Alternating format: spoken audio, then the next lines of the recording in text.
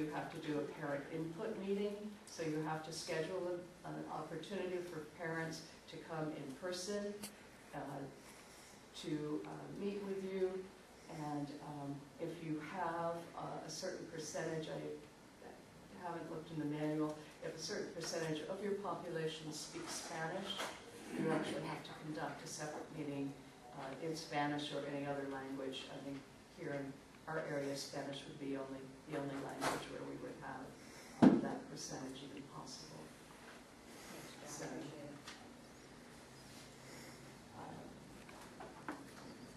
so we have the CAC survey, we don't have the one from Alpha. We received that one last year, the parent survey. right.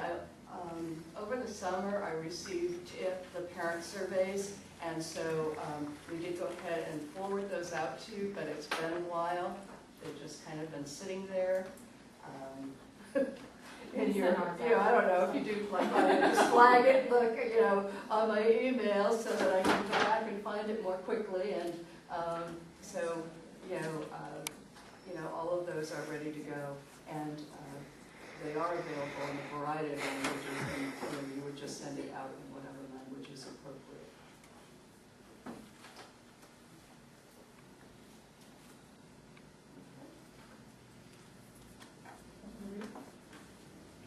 Do you have any cards? No. So there are no cards, no public input cards at this time. Okay. So, program items? First item on the agenda is Spectrum Center program options. And we have with us Barbara Casey, who is the principal for our Spectrum programs here in West WESELPA, and Mary Engel, who some of you may have remembered. She's been used to be with the original Advocate schools. Years ago. Years ago. So they're here to kind of give you an update of where the program is and kind of answer any questions. And I know they prepared a handout, so. Okay, first, thank you, Joan, for including this on the agenda. Thank you, really appreciate it. We just have a few minutes here to share with you about the Spectrum schools and especially our newest partnership with West WESELPA. So just a little bit about Spectrum for those of you that don't know anything about us. We've been serving students in non-public schools services for the last 35 years, primarily with students with emotional disturbance, autism, and intellectual disabilities. We have programs all throughout California. Most of them are located in the Bay Area, Northern California, and then we have a couple in Orange County, and our newest one now is here in West WESELPA. What we feel kind of sets us apart maybe from other non-public schools is a few things. One is our use of evidence-based practices, and if you kind of look at your handouts there, you'll see on the right-hand side in the back, just a list of all the evidence-based practices that we have adopted and that we implement within our programs. The other one is we think we have really a unique service delivery model in that we really partner with the districts in providing our services in a least restricted environment, and that being on the school district's sites. And that's what we've established this year, starting just a few weeks ago here in the Chino and Ontario district areas, two of our newer programs. So we believe that really offers students a more normalized setting as well as a more mainstream opportunities. And so on the left-hand side, you can see on I'll just quickly kind of just review a few things, and Barbara is really going to tell you about what we have going on here at West End that we're very, very excited about. So just on your left-hand side, you're going to see the first brochure is just something that gives you an overview of Spectrum and what we're all about. We can be found on the internet, www.spectrumschools.com, so if you ever want to look us up or anything, you can find us there. The next one is the Collaborative Classroom, which really is our partnership where we are integrated into the district school site. So it talks a little bit about how the benefits of that and how that works. The next one is our ED model, and that is something that we feel very proud of because we have a program based upon the 10 core tenets that you see there that includes mental health, it includes academic behavioral programming, it includes family involvement. There's 10 tenets that we have found that really drive our programs. And Barb is actually from one of our ED programs in Orange County. She was the director of the elementary site program and has now helped us get started up here at West End. So Barb has used these components at her site. We have a sheet on the autism program that talks about our evidence base. It's heavily involved in ABA applied behavior analysis. We have board certified behavior analysis on our site that provides students with autism and intellectual disabilities. They're there overseeing those programs. Our functional skills classroom is our classroom for our students with intellectual disabilities, and that focuses a lot on life skills. It's aligned with the modified standards. We use the Sandy assessment. We use this Steps for Success program where we're aligning those modified standards into the classroom with the functional performance indicators. And then, interesting that you talk about transition services, because we do have a program for 18 to 22-year-olds that focus heavily on transition skills, and that's a lot of the employment with our workability grant, community-based instruction, again, adaptive living type of skills too. Spectrum Academy is our program that uses computer-based instruction for students who are really looking to recruit high school credits, and so a lot of their programs are done programmatically through the computer.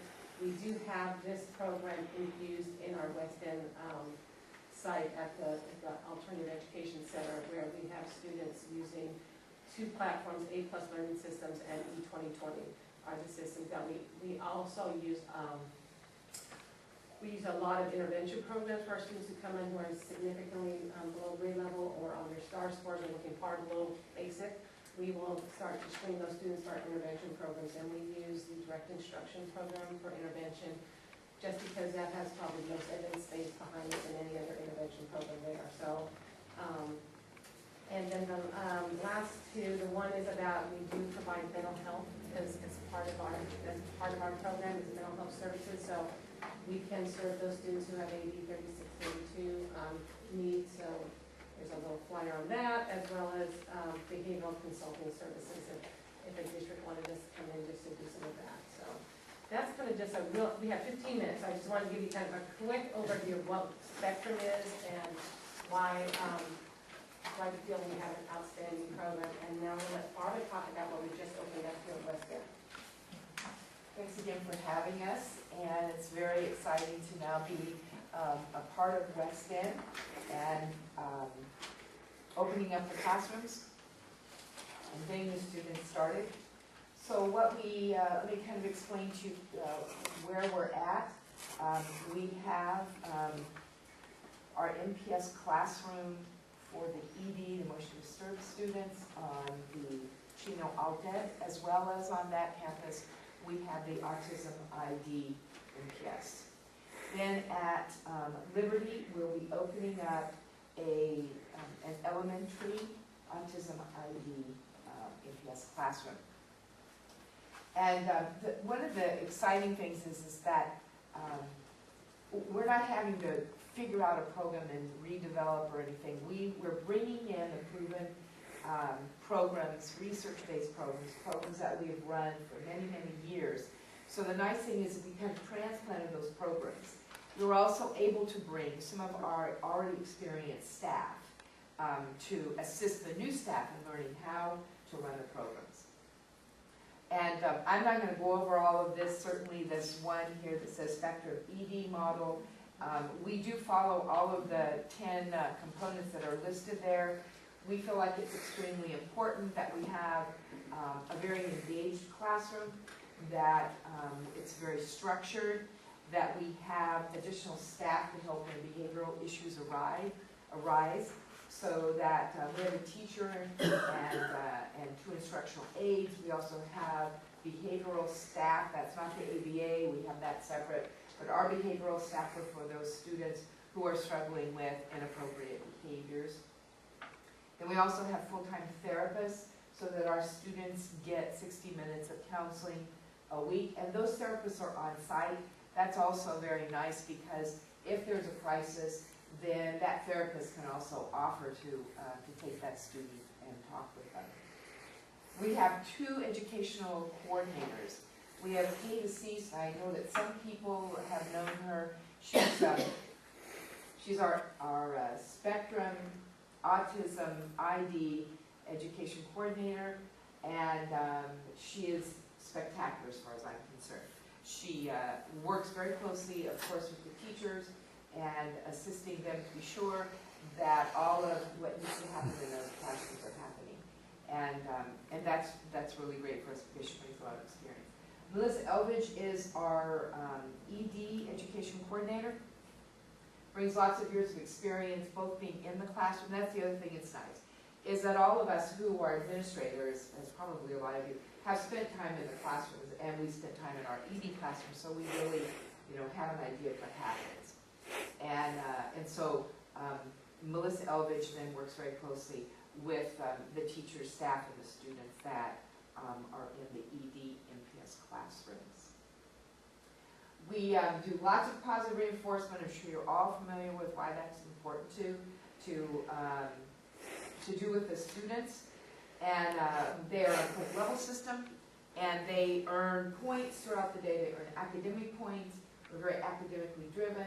They use the core curriculum from West End, which makes it nice when we begin to transition back into a regular high school classroom. They're already familiar. They know kind of what's been going on.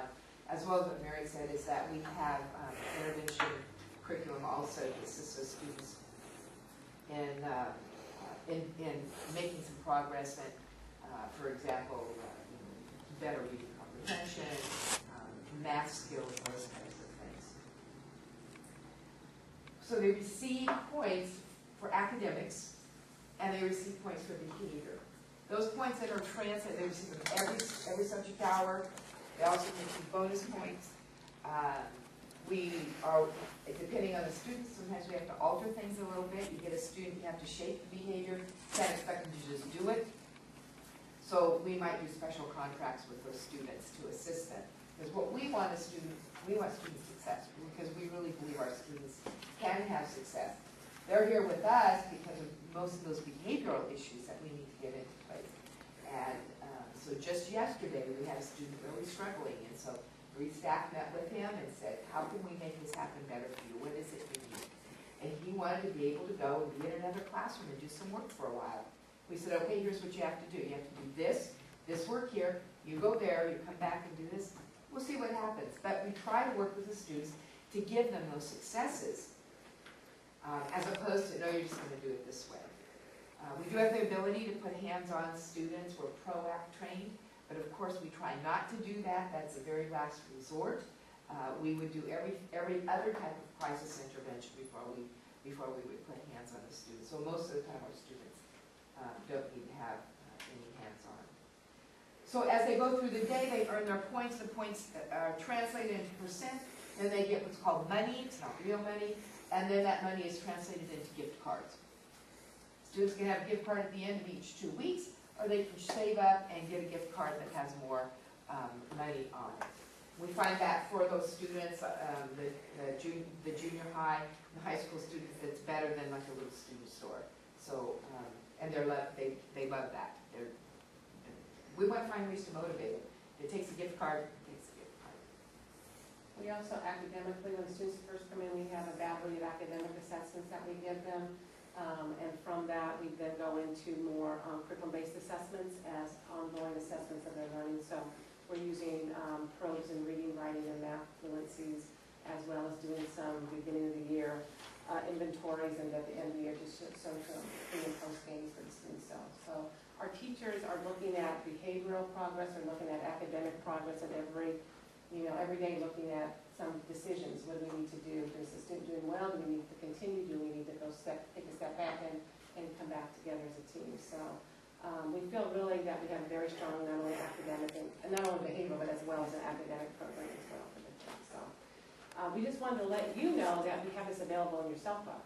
That if you think of any students you think may need a lesser restrictive environment, need them from where they're currently at, and maybe need a more restrictive environment from a district program into something more restrictive as far as being in a spectrum classroom on a district site. That would, we just wanted to bring your attention that we're here. And if you'd like to come and see our program, you